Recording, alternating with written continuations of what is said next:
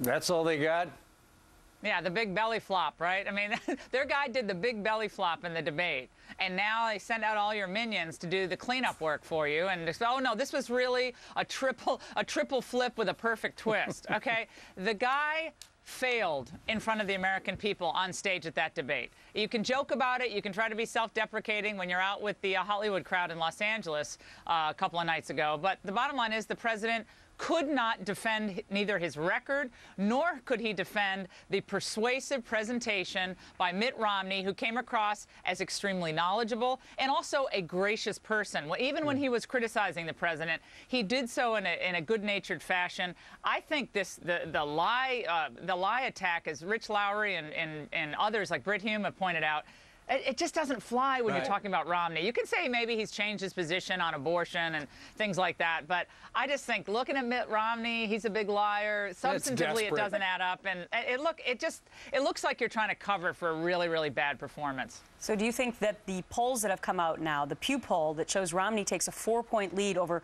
likely voters, which is the important category to look at because they're going to actually go to the polls, do you think that that's a result of solely his debate performance, or do you factor in sort of this lying excuse theory that maybe that turned people the wrong way?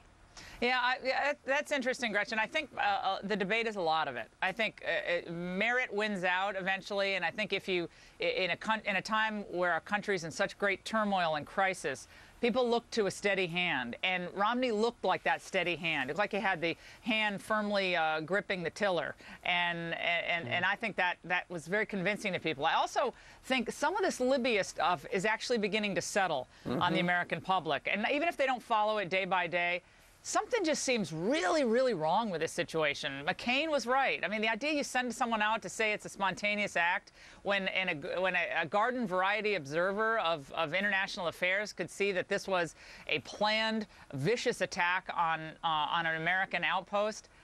I just think that doesn't settle well with people, and I think all of that's beginning to gel. Maybe people are marinating in it a little bit more, but there's still, we got 4 weeks till this election, and a lot can happen. And two more debates, presidential debates. The last one about foreign policy, and then we're going to factor in Lara Logan's report for 60 Minutes, and she indicated during the week that for the last 2 years, this administration's really not been telling the truth about situations and not been listening to their commanders on the ground.